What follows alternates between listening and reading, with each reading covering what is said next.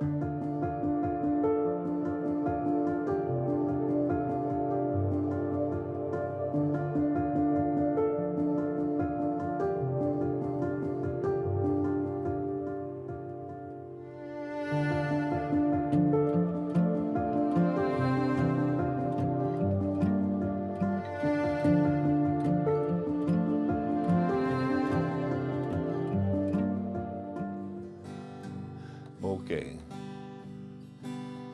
Barroom in Toledo, across from the depot. Bar stool she took off her ring. Thought I'd get closer, so I walked on over, sat down and asked her name.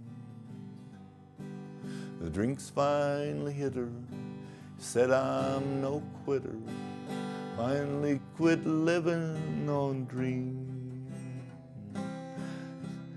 Hungry for laughter and here ever after whatever the other life brings. There we go.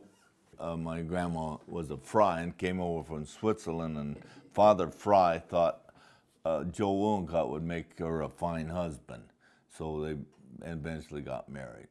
My parents' names are Raymond Uhlencott and Hildegard Uhlencott. My name is Tim Uhlencott. My birthday is 12/13/44. I was third in the family. My oldest brother is Charles Uhlencott. Second came William Uhlencott, then me, and then my sister Mary, and then my sister Catherine, and my brother Pat, and my passed away sister Elaine. The thing that I recall from my dad is he taught us one good thing, and that was how to work. And being his dad worked the devil out of us, my mom made darn sure we were well fed, so we were, in that respect, we were well taken care of. My dad made darn sure a list of work that we did every day, and especially when you got out of school, high school and or grade school, come home in the evening, yeah, you might have got a cookie and a glass of milk, but boy, out to work we go. Farming I didn't necessarily like that well. It seemed like when you got into a big 160-acre field with a 3-section harrow, you said, oh my God, it's going to take my 3 weeks to finish this. So I said, no farming for me. So I was glad when I kind of got rid of farming, personally. I would kind of thought I would like to be a veterinarian, but never happened, because that takes a lot of smarts for that. When I was young, went to the old St. Joseph School, and I think around the 4th grade, then they went to the new St. Joseph School and spent the rest of my time in grade school there. Then from there, went to St. Gertrude's Academy for 4 years, and Ambrose Reichling was a guy too that played violin. We played an orchestra with Sister Regina was the orchestra leader. So I thought, man, if I play this violin, this is a girl I liked. She looked so pretty, and if I played violin, I could sit next to her in orchestra. Ha! That darn Ambrose Reichling always got to sit by her, and I never did. I had to sit by somebody else. But I learned to play a little. I got to play basketball when I was a sophomore, and that was my joy of my life. I was not the greatest, but I wasn't so bad as a ball player, and we had Jerry Wren as our coach, and I enjoyed him also. I graduated from St. Gertrude in 1963, and then a year and a half, 2 years later, I took a year and a half of college at St. Martin's College in Olympia, Washington. Begged my dad to go, and I enjoyed it. In fact, I got better grades in college than I did in high school, probably because I wanted to go. But when I did get to college, I got in one class, for whatever reason, took German. Loved that German. I learned a fair amount, but I didn't even know I'd ever like it, but man, I appreciated it. But, well, they put me into the French class first, and that was a waste of time. So then I got into German, and I just loved it. My teacher, I liked him too. So. Das Glück ist eine leichte Dirne und weilt nicht gern am selben Ort. Sie streicht das Haar dir von der Stirne und küsst dich rausch und flattert fort. I was drafted in September of 1967. I was about 23 years old. You had a number, and mine wasn't real good, obviously. And one of the guys that was with me when I went to basic training was Wayne Arnson and Dave Duman. And that wasn't scary other than the fact that it was during the Vietnam crisis, and so you knew that there was a good possibility you might have to go over to that part of the world. And that being said, didn't really think about it till we got into the fall of, or the end of '67. Then I went to advanced individual training in Shreveport, Louisiana, and there's where then they call it jungle warfare. Well, they didn't send you there to go to Iceland, so we got down to there, and then you got your orders, Vietnam. That wasn't a real happy sign. And we went to Vietnam, and the worst part of that was it was right after I got to Vietnam. That's when Tet Offensive started. So I was there maybe a month and got frags in my leg from being grenaded. Was in the hospital about 2 months and got my Purple Heart, and then back to the field after they got me all patched up. So we were not too far away from the South China Sea, and it was nice beaches, sandy beaches, and the people, just lovely people. I just liked them. Just the sad thing that we were at war with them, and went to not a lot of them, but some places that's run by Catholic nuns over there, little orphanages, these little babies from the war. They're left without parents, and the nuns would take care of them. That was kind of fun to see that too. I'd go down there, pick up the baby, the flies are all over them, just terrible, but they were sure cute.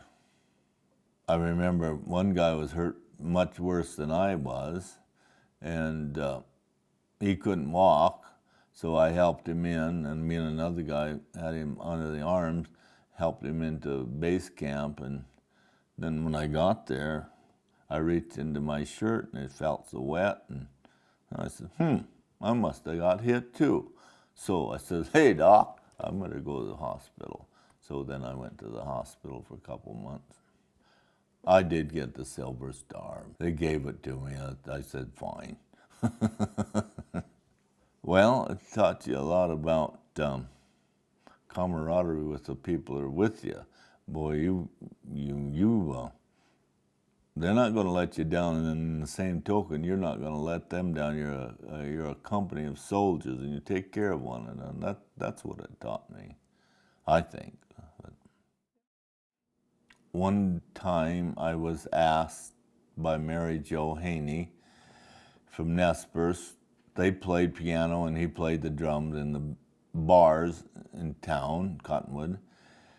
And they didn't get too much liveliness out of the people listening to their music.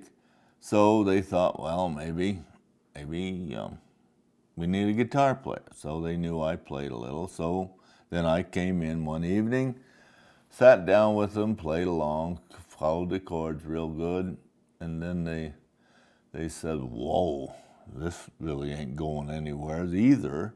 So then Mary Jo Haney said to me, can you sing? Oh, I said, yeah, but I usually do it out behind the barn. And so she said, well, why don't we try a little? So then finally I agreed and went to her home and we practiced, and my golly, things got to be sounding pretty good. So we got enough songs together so we could do a dance. And so I said to her, I said, whoa, we better, if we're going to go public on this, we got to go to a place where there's hardly any people. So the first debut I had was in Rubens, Idaho. No, there's more than 10 people there, but it was a good place to start. And then I got better at singing with her and Alan as a drummer, and we had 15 years together. I wasn't an extrovert by any chance prior to being singing and playing, and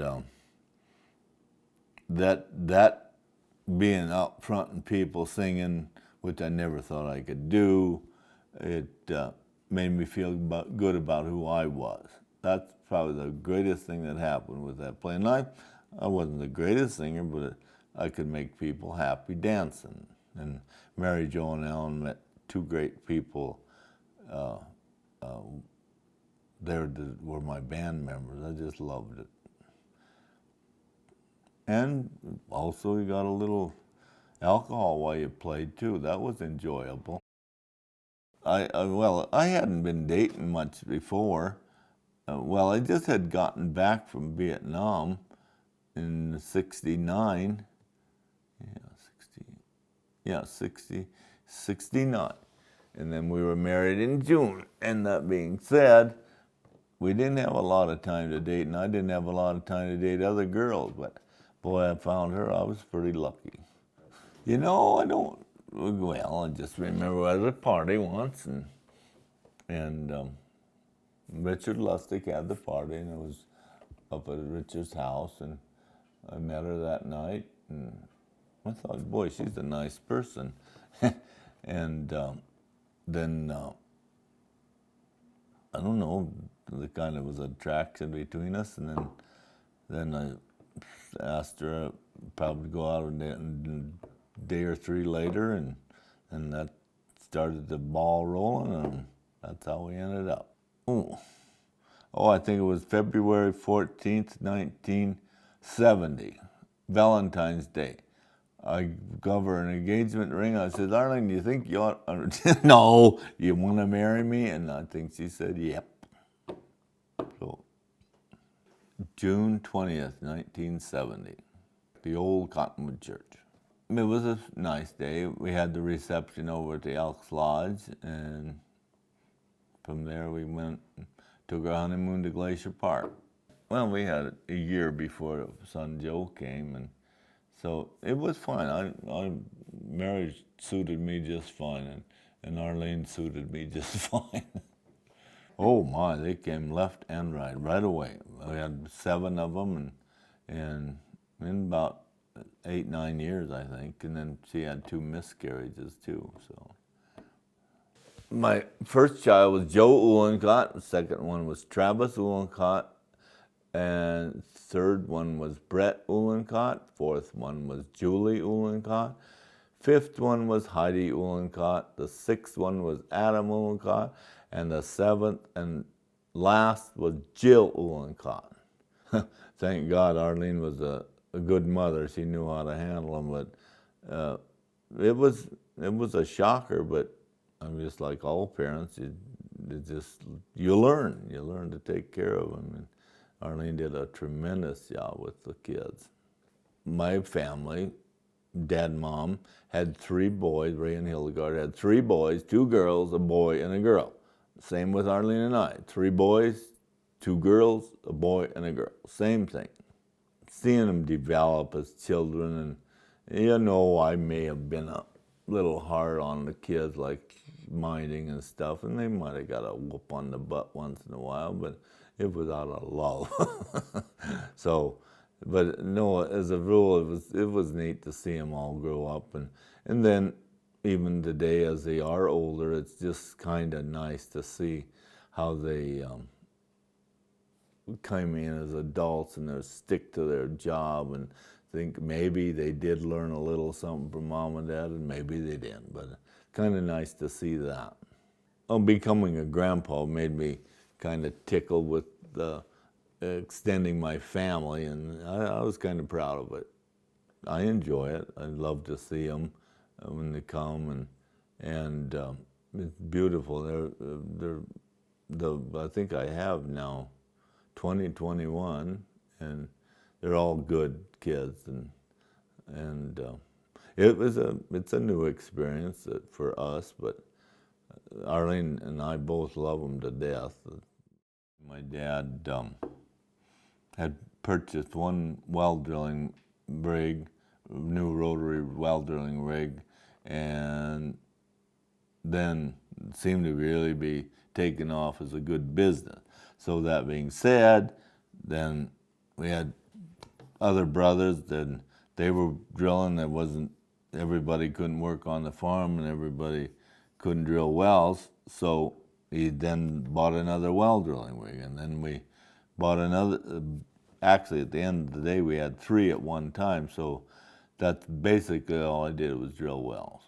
I loved it. I loved the work, and the reason I loved it is because it was a job as opposed to farming. You could go out and you could meet people and visit, and I had thought, oh, that when you did work for people, if you were honest, they liked you, and boy, I had a good time drilling. I was at it for about 30 years. The type of drilling they have when I first started, man, oh life, if we made 100 feet a day, we thought we would just really making whole. And then nowadays, hell, you can drill 500 feet in a day, sometimes quite easily. You know, just the fact that sometimes we would go and drill a well, and people were scared to death that they'd get water, and then when you could see their faces and say, we got water, oh my, they're so ecstatic. So those are a lot of those places, and were just I'm sure if I had enough time, I could think of a lot of fun times we had drilling, and but just the fact that to tell a person you got water and to see their faces, that excited them. I retired in 2009. The reason I retired then was the fact that I had a tumor in my brain, and they thank God it was benign, and the doctor said, you really can't work anymore. So that's when I called her quits. And so I was getting close to quitting anyway, so it wasn't that big a deal. I inherited 200 acres of forest ground up behind Cooterville, and I thank God I have it, because it gives me a lot of work time and pruning trees, cleaning up, and also there's a little campground I built where the kids and grandkids get to play up there with us, and that's one of the things I really enjoy about it. And it's nice. I just love it. It's a godsend. I'll tell you, you know, when you first were brought into life with your parents baptized and all that stuff, then they taught you, of course, your religion before you went to grade school. Then the nuns got a hold of you and they shook it into you. And then high school, same thing. So all of that faith-based learning, I'm sure it all helped. But you know, as you get older, that's when you really cherish it. It's so special. I just love it. I'm so glad my great-grandparents and whomever got me into my faith. It's just wonderful. I got this one finger joke I always play with them. I tell them, count my fingers, 1, 2, 3, 4, 5. And then I said, then count these, 1, 2, 3, 4. They say, what happened? So I go like this. Well, this one comes off. And they get a kick out of that.